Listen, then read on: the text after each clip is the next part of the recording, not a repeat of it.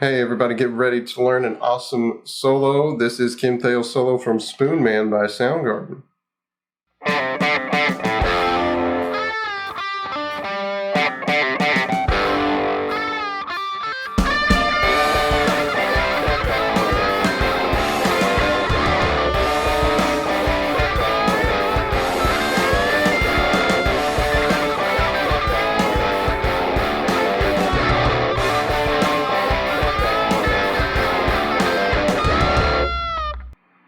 Hey everybody, this is Matthew. Welcome back to the channel. Today we are going to learn a fun solo by Kim Thayil from SOUNDGARDEN. This is a solo that's not too hard to learn. It's not very long and there's not too many notes, but the timing is the hardest thing with this, but it's a fun little solo to learn. One of the first solos that I learned. And it's of course the solo from Spoonman by SOUNDGARDEN, which you heard the full speed version just a bit ago. Now we are going to break this down lick by lick, very slowly for you, and figure out how this thing works.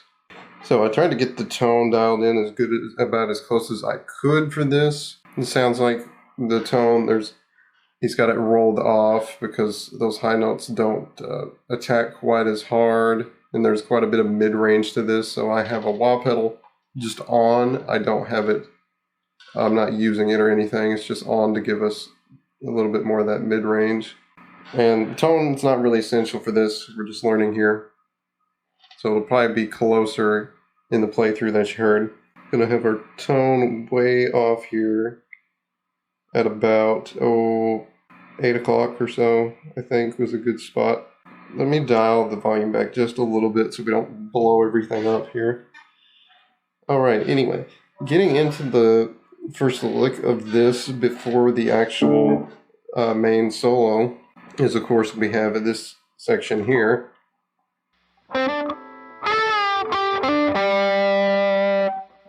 Which, of course, that section is pretty self-explanatory. And bring the volume up just a little bit before I start feeding back here. That one's not too hard, but we're going to break this down slowly here. So first thing is your first finger on the 10th fret of the D string, and then we're going to go to the 12th fret here. Just do that little hammer on.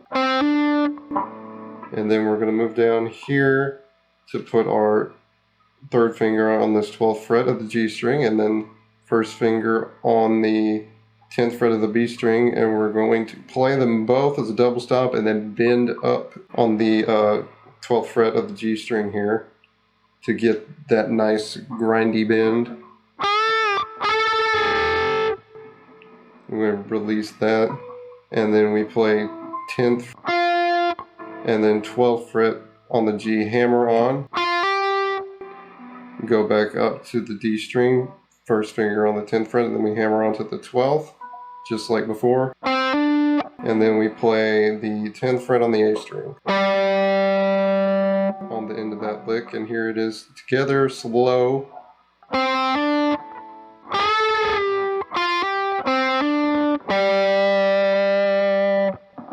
And then we're going to go to the second lick, which starts the same way with that hammer on, double stop bend.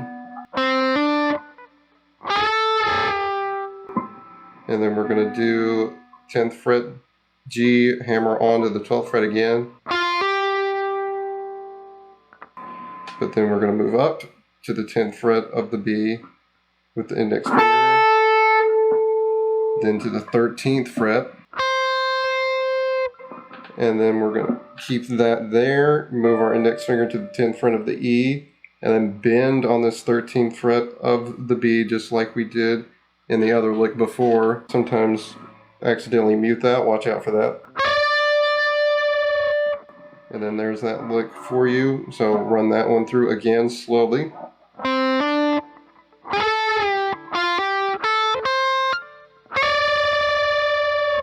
And then we kick into the main solo, which is going to have this lick next.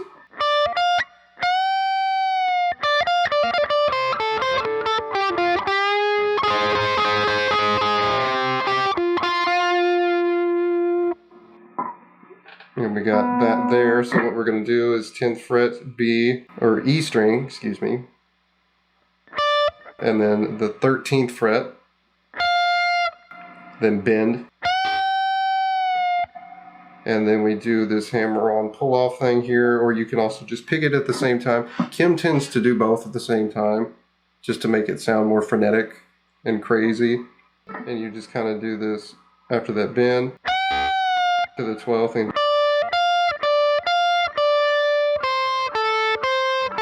so we do this a few times here, or actually 2. So we go 10th fret, 13th fret, 10th fret, 13th fret, 10th fret, and then we move up a string to the B string and do the same thing.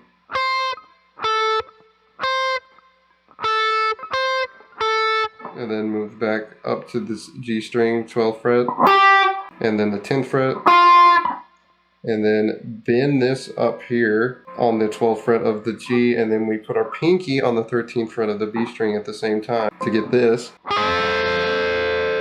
And of course when Kim does it, he just picks the heck out of this. We bring it down, play the 12th fret on the G again. And we play that 10th fret on the G 2 or 3 times. It's not really specific with that. 2 is usually a good spot there for that. Reviewing that lick again, we have this here very slowly.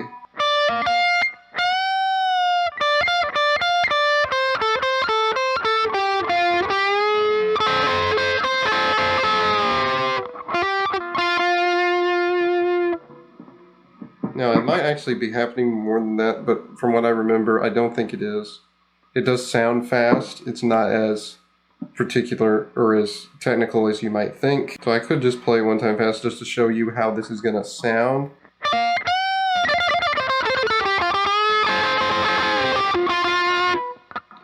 So yeah, you just do that, and it's not really necessarily a precise pattern. That's not necessarily precise. You're kind of just going in time for the number of notes you need and then moving on. It's just supposed to be a quick rock lick, you know, that sounds really nice. Alright, now that we got that part out of the way, we're going to go to the next lick here, which is this. Now, the flourish before that is not particular. Also, you could play some notes there. There's a lot of noise on the actual solo track, so it's not really specific what's going on. You can't necessarily tell. To my ears, it sounds like not any more than just feedback, really. So you can play some notes in between to that bend, or you don't have to, but what we're going to do here is, so we're just going to go back to this 12th fret here, and then the 10th fret, and then 12th fret of the D string, 10th fret D string, then back in, and then we bend that 12th fret there, so we just get a basic lick like this. Note that that's happening very quickly here, because you want it to be kind of as much of a wall sound as you can. Whether or not you choose to play that lick or not there is up to you. It doesn't actually have to be played to be correct in the solo. It's just a little bit more fun way to do it. But without all that, it would just be the confirmed part that is in it is 12th fret D, back to 10th fret, and then back to 12th fret bend. That is for sure in there. Whether or not that part is in there is up for debate. But whichever way, so you have this. And we move on to the next lick here. Not too many notes on this next one, but it's a lot of vibrato and bending.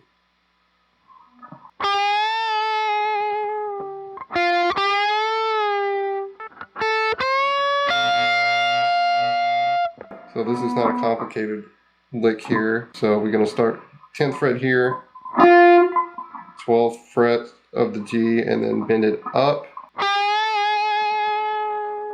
You want to vibrato and shake that at the top of the bend.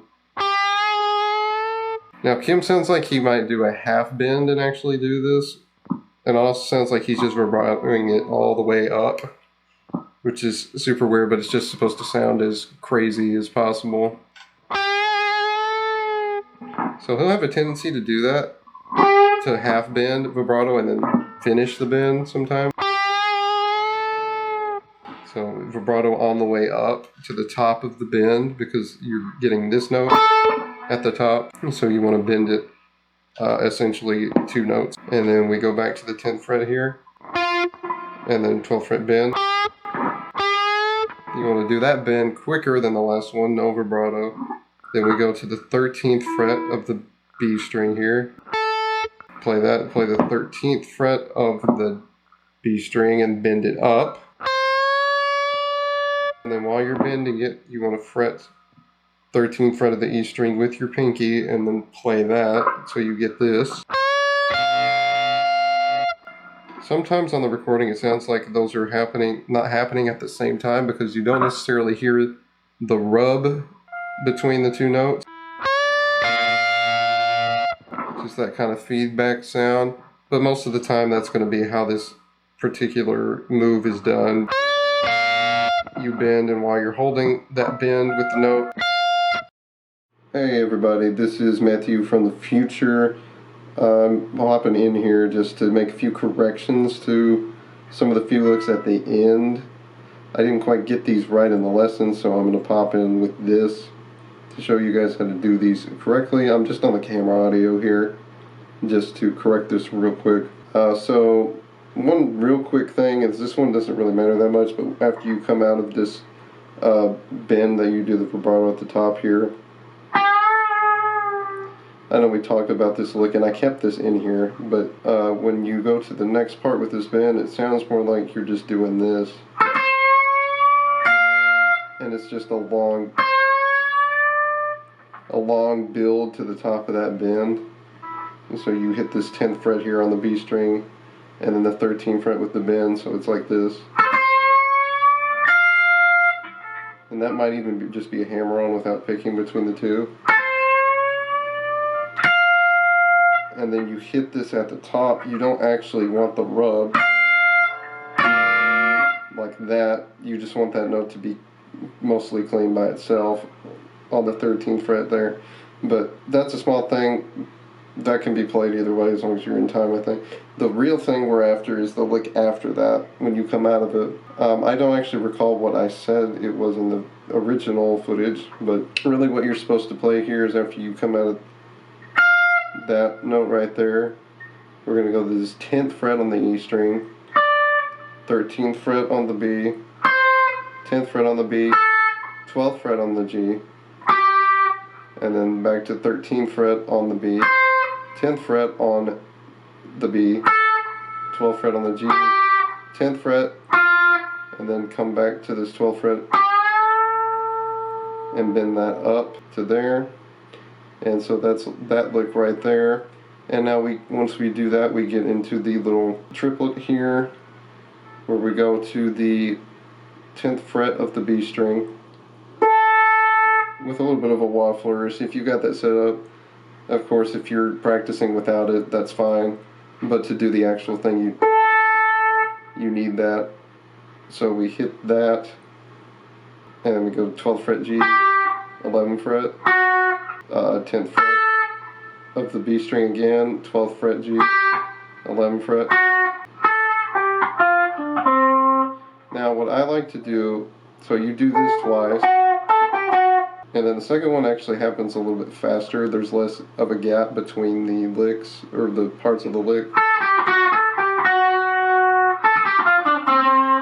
Now I'm still unsure if this 10th fret up here on the B string gets played for a third time when you get through it, but at the end, of course, I like to do this. I don't do the 11th fret. We go to, after repeating this twice, we can go 10th fret on the B, 12th fret G, 10th fret G, 12th fret D, 10th fret D.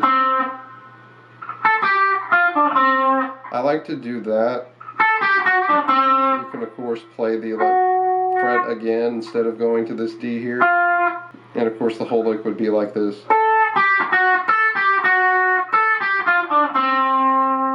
And then that's about it for the corrections. The end here, there are a couple ways you can play the last or the second to last lick in here, but I'm going to leave what I said in for that.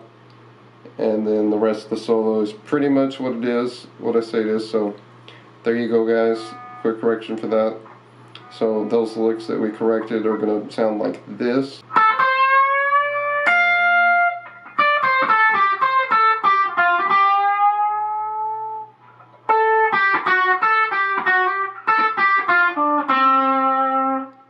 So it's going to be that together in order like that. Get it up to full speed, of course, like we do in the playthrough at the beginning. And you're good to go. Back to the rest of the video and past me. And now that we've done this, we've got one lick left and we're out of here. So what we're going to do is 10th fret G, 12th fret G, bend that up. And then we're going to do this double stop thing again that we did at the beginning, where we fret the 13th fret of the B string with our pinky. And we're going to play this, bend it, and then play this 3 times. And then we're going to go 10th fret of the B string, 13th fret B string, then move up to this 15th fret and bend it 2 notes. That may or may not be a bend and a half up to this note. I think it might be somewhere in between. It's kind of just bend it as hard as you can type of thing. So yeah, you kind of want that scream at the top end. So you're looking for that, and then once we bend that down, and then we slide out, and that is the end of that solo for you guys. Alright, so we're going to run through the whole thing together, but slowly. So here we go.